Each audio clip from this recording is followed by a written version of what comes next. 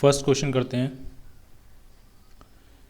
Give the magnitude and direction of the net force acting on. आपको 5 situation दिए हैं और इसमें अलग अलग सिचुएशन में आपको नेट फोर्स का मैग्नीट्यूड बताना है और डायरेक्शन बताना है कि नेट फोर्स लग रहा है तो किस तरफ लग रहा है और कितना लग रहा है। ठीक है, तो एक एक करके सिचुएशन डील करेंगे। तो जो फर्स्ट सिचुएशन है ए पार्ट, उसमें वो कह रहा है a drop of rain falling down with a constant speed. एक रेन की एक ड्रॉप है और ये नीचे की तरफ गिर रही है लेकिन इसकी स्पीड कांस्टेंट है। ठीक, इसकी जो स्पीड है वो क्या है, कांस्टेंट है। तो आप देखो ये जो ड्रॉप है जब ये नीचे की तरफ गिर रही है तो इसकी डायरेक्शन भी फिक्स है, इसकी डायरेक्शन नहीं चेंज हो रही है, वो हमेशा कहाँ मूव कर रही है, वर्टिकली डाउनवर्ड, और जिस स्पीड से मूव कर रही है वो भी कांस्टेंट है। तो डायरेक्शन स्पीड जो डायरेक्शन है उसके मूवमेंट की वो भी फिक्स है और जो उसकी स्पीड है वो भी फिक्स है, यानी दोनों चीज़ें फिक्स हैं। इसका मतलब क्या हम कह सकते हैं कि उसका जो वेलोसिटी है वो कांस्टेंट है, क्योंकि वेलोसिटी में एक डायरेक्शन होती है, एक मैग्नीट्यूड होता है। मैग्नीट्यूड मतलब स्पीड, वो कांस्टेंट है, और दूसरी जो डायरेक्शन है वो भी फिक्स है, इसका मतलब वेलोसिटी कांस्टेंट है। और जब कोई चीज़ कांस्टेंट वेलोसिटी से मूव करती है तो डेफिनेटली उसका एक्सेलरेशन क्या होता है, ज़ीरो। और एक्सेलरेशन ज़ीरो होता है तो इसका मतलब उस पर नेट फोर्स जो लग रहा होगा, जितने भी फोर्स लग रहे होंगे उन सबका नेट रिजल्टेंट फोर्स जो होगा वो कितना होगा, वो डेफिनेटली क्या होगा, ज़ीरो होगा। ठीक है, तो फर्स्ट ऑप्शन में नेट फोर्स क्या है, ज़ीरो। जब फोर्स ज़ीरो है तो उसकी डायरेक्शन की कोई बात ही नहीं उठती है। ठीक है, और हमको पता है कि ड्रॉप पे कौन कौन से फोर्स लग रहे होंगे। तो एक तो उसका वेट लग रहा होगा डाउनवर्ड्स। ठीक, वेट लग रहा होगा डाउनवर्ड्स, और नेट फोर्स जीरो होना है तो वो तभी हो सकता है जब कोई ना कोई फोर्स ऊपर की तरफ लग रहा हो और इस वेट को कैंसिल कर रहा हो। और वो फोर्स कौन सा होगा, तो जब ये एयर के मीडियम में मूव कर रही है तो एयर का ड्रैग होगा, drag force. Basically viscous force होता है, वो फ्रिक्शनल फोर्स होता है। ठीक है, तो वो कहाँ लग रहा होगा, वो हमेशा मोशन के अपोजिट लगता है। अगर ड्रॉप नीचे की तरफ गिर रही है किसी वेलोसिटी से तो उसकी अपोजिट डायरेक्शन में वो ड्रैग फोर्स लगेगा, और ये ड्रैग फोर्स एग्जैक्टली इसके वेट को बैलेंस कर रहा होगा, इसीलिए इस पर नेट फोर्स क्या हो रहा है, नेट फोर्स क्या हो रहा है, ज़ीरो। ठीक, और ये हम पढ़ेंगे फ्लूइड मैकेनिक्स में, जब कोई ड्रॉप किसी एटमॉस्फेयर में गिरती है तो ये ड्रैग जो है, एक टाइम ऐसा आता है जब ये ड्रैग इस वेट को बैलेंस कर लेता है, उस टाइम के बाद वेलोसिटी जो है फिर वो इंक्रीज़ नहीं करती है, वेलोसिटी कांस्टेंट हो जाती है, और उस कांस्टेंट वेलोसिटी को ही हम टर्मिनल वेलोसिटी कहते हैं। उस कांस्टेंट वेलोसिटी को ही हम वी कह देते हैं या क्या कह देते हैं, टर्मिनल वेलोसिटी। एक्चुअल में क्या होता है, जब रेन ड्रॉप का फॉर्मेशन होता है उसके बाद जब वो गिरना शुरू करती है तो उस टाइम उस पर वेट तो लग ही रहा होता है, लेकिन ड्रैग फोर्स बहुत कम होता है, ड्रैग फोर्स काफ़ी कम होता है। ड्रैग फोर्स जो होता है वो वेलोसिटी के प्रोपोर्शनल होता है। ये जो ड्रैग फोर्स है ये किसके प्रोपोर्शनल होता है, ये वेलोसिटी के प्रोपोर्शनल होता है। जैसे जैसे वेलोसिटी उसकी बढ़ती जाएगी वैसे वैसे ये ड्रैग फोर्स बढ़ता जाएगा। ठीक है, तो शुरुआत में तो वेट ज़्यादा होता है, ड्रैग फोर्स कम होता है, तो इसकी वेलोसिटी बढ़ती जाती है, नीचे की तरफ इसकी वेलोसिटी क्या होती जाती है, बढ़ती जाती है। वेलोसिटी बढ़ने के साथ साथ ये जो ड्रैग फोर्स है ये भी इंक्रीज़ होना शुरू हो ये भी इंक्रीज़ होता जाता है। ठीक है, फिर एक मोमेंट ऐसा आता है कि वेलोसिटी बढ़ते बढ़ते इतनी वेलोसिटी हो जाती है कि जिसकी वजह से ड्रैग फोर्स भी बढ़ते बढ़ते इतना हो जाता है ताकि उसके वेट को क्या कर लेता है, बैलेंस कर लेता है। उस मोमेंट के बाद से वेलोसिटी में कोई इंक्रीमेंट नहीं होगा, उसके बाद वेलोसिटी कांस्टेंट हो जाएगी, और उसी कांस्टेंट वेलोसिटी को हम कहते हैं टर्मिनल वेलोसिटी। क्लियर? तो फर्स्ट पार्ट में जो है वो ड्रॉप आपकी टर्मिनल वेलोसिटी से गिर रही है, इसका मतलब उसका एक्सेलरेशन ज़ीरो है और उस पर नेट फोर्स भी क्या होगा, ज़ीरो। क्लियर? अब जरा सेकेंड पार्ट की तरफ बढ़ते हैं। A cork of mass 10 gram floating on water. तो कोई कॉर्क है, उसका कुछ मास दिया है और वो वाटर पर फ्लोट कर रही है, सिंक नहीं हुई है। ठीक है, क्या कर रही है, वो फ्लोट कर रही है, सिंक नहीं हुई है, थोड़ा सा पार्ट उसका अंदर की तरफ होगा, बाकी वो फ्लोट कर रही है उसमें। तो फ्लोट करने का मतलब क्या है, वो रेस्ट में, सिंक तो ही नहीं है, नीचे की तरफ तो मूव कर नहीं रही है, और रेस्ट में है, इसका मतलब उस पर नेट फोर्स ज़ीरो होगा, क्योंकि अगर वेलोसिटी ज़ीरो है तो डेफिनेटली एक्सेलरेशन भी ज़ीरो होगा। और वेलोसिटी एक मोमेंट के लिए ज़ीरो नहीं है।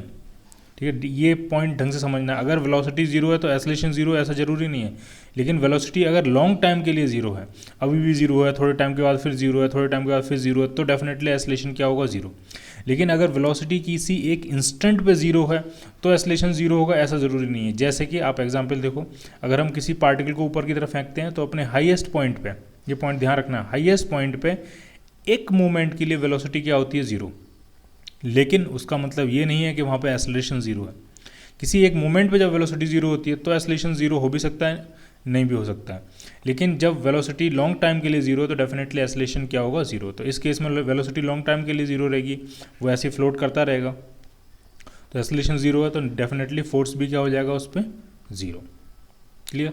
और कौन कौन से फोर्स लगते हैं तो वो अब आपको थोड़ा सा क्लियर होना चाहिए। वेट तो इसका लग रहा होगा डाउनवर्ड्स, W, ठीक है। और ऊपर की तरफ क्या लग रहा होगा, तो ऊपर की तरफ जो लग रहा होगा वो लग रहा होगा बायोंसी फोर्स, क्योंकि इसने कुछ ना कुछ वाटर क्या किया, अपने वेट की वजह से वाटर को क्या किया, डिस्प्लेस किया। तो जितना वाटर उसने डिस्प्लेस किया है उस वाटर के वेट के बराबर इस पर फोर्स लगेगा, और वो कौन सा फोर्स होगा, बाइंड फोर्स, बायोंसी की वजह से लगेगा। आर्किमिडीज प्रिंसिपल अगर आपको थोड़ा बहुत याद हो, और उसको हम एफ अप कह देते हैं। और ये दोनों फोर्स एक दूसरे को बैलेंस कर लेंगे, नेट फोर्स क्या हो जाएगा, ज़ीरो। क्लियर। अब जरा आगे बढ़ते हैं, ये बी पार्ट हो गया आपका। अब जरा सी पार्ट की तरफ बढ़ते हैं। A kite skilfully held stationary in the sky. अब यहाँ से साफ दिख रहा है stationary in the sky. Stationary का मतलब जो काइट है वो रेस्ट में है स्काई पे। जब रेस्ट में है तो डेफिनेटली नेट फोर्स क्या होगा, ज़ीरो। यानी अभी तक तीन पार्ट हमने देखे हैं, और तीनों सिचुएशंस में नेट फोर्स क्या आ रहा है आपका, ज़ीरो आ रहा है। ऐसा ज़ीरो का मतलब ऐसा नहीं उस पर फोर्सेज नहीं लग रहे हैं, उन पर फोर्सेज लग रहे हैं, लेकिन वो इफेक्टिवली एक दूसरे को क्या कर दे रहे हैं, कैंसिल आउट कर दे रहे हैं। इसलिए नेट फोर्स, रिजल्टेंट फोर्स क्या हो जा रहा है, ज़ीरो हो जा रहा है। फिर आगे बढ़ते हैं डी पार्ट की तरफ। A car moving with a constant velocity of 30 kilometre per hour on a rough road. Road rough है, इसका मतलब वहाँ फ्रिक्शन फोर्स होगा। लेकिन कार कैसे मूव कर रही है, कार मूव कर रही है कांस्टेंट वेलोसिटी से। जब वेलोसिटी कांस्टेंट है, कह ही दिया है, तो उसमें इसका मतलब एक्सेलरेशन ज़ीरो होगा, और एक्सेलरेशन ज़ीरो होगा तो नेट फोर्स भी क्या हो जाएगा, ज़ीरो। नेट फोर्स भी क्या हो जाएगा आपका, ज़ीरो। ठीक, तो डी पार्ट में भी नेट फोर्स क्या है, ज़ीरो। ठीक, अब जरा ई पार्ट की तरफ बढ़ते हैं। A high speed electron in space, अभी रेस्ट में नहीं है, मूव कर रहा है, और हाई स्पीड से मूव कर रहा है। Far from all material object, जितने भी मटेरियल ऑब्जेक्ट हैं उन सब से दूर है। इसका मतलब उस पर कोई ग्रेविटी का फोर्स वगैरह नहीं लग रहा होगा। And free of electric and magnetic fields, और न उस रीजन में न कोई इलेक्ट्रिक फील्ड है न कोई मैग्नेटिक फील्ड है, तो न कोई इलेक्ट्रिक फोर्स होगा न कोई मैग्नेटिक फोर्स होगा, और सभी मटेरियल ऑब्जेक्ट से दूर है वो।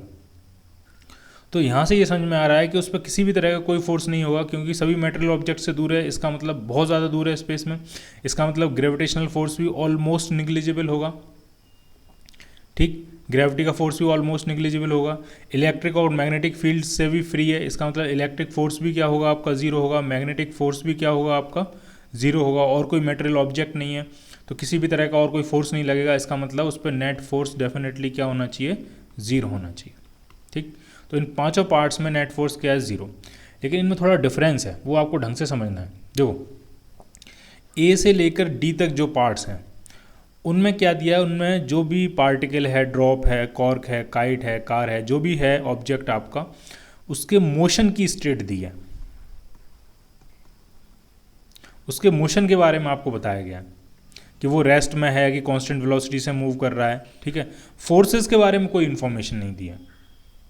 ठीक है, तो मोशन देख के हमने ये एनालाइज, मोशन को एनालाइज करके हमने ये फिक्स किया कि नेट फोर्स उस पर डेफिनेटली क्या होना चाहिए, ज़ीरो होना चाहिए। ठीक, लेकिन जो ई पार्ट है उसमें आपको मोशन के बारे में, मोशन से आप ये नहीं बता सकते कि नेट फोर्स ज़ीरो है कि नहीं है, क्योंकि पार्टिकल क्या कर रहा है, हाई स्पीड इलेक्ट्रॉन है, वो मूव कर रहा है और हाई स्पीड से मूव कर रहा है। ऐसा कुछ नहीं कहा है कि कांस्टेंट वेलोसिटी से मूव कर रहा है या स्टेशनरी, कुछ भी नहीं बोला है। तो उसमें मोशन से हम ये ड्राइव नहीं कर रहे हैं कि फोर्स ज़ीरो है नहीं ज़ीरो, उसमें हम डायरेक्ट फोर्स देख रहे हैं, फोर्सेस देख रहे हैं कि ग्रेविटी का फोर्स होगा कि नहीं होगा, इलेक्ट्रिक फोर्स होगा कि नहीं होगा, मैग्नेटिक फोर्स होगा कि नहीं होगा, और वहाँ से हमने ड्राइव किया है कि उस पर टोटल जो फोर्स है, नेट फोर्स है, वो क्या है, ज़ीरो है।